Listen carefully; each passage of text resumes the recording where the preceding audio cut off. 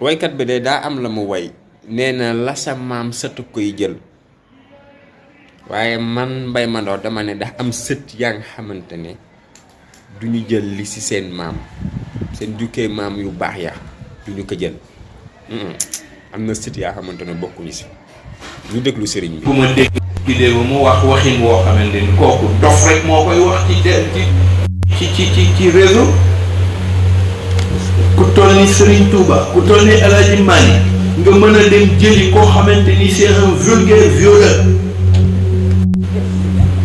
nga di ko teg ci seen place loolu mooy ñàkk xam dëgg-dëgg ñi la yàlla jox.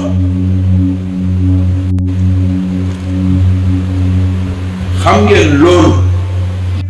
lii yonent bi alayhi salaatu wasalaam wax si accuser nit tuumaal nit ak li si suñu borom wax buñ demee nag bay dégg ay kilifa yoo xam ne du ma ne sax kilifa parce que am na ñaa xamante ne du ma leen considérer comme kilifa ndax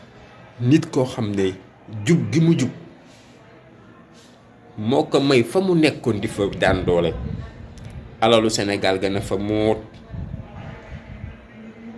mu koy saytu comme ni mu waree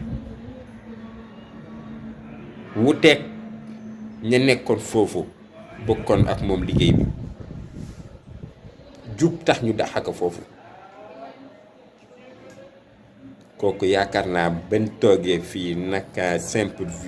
xawma perverse violeur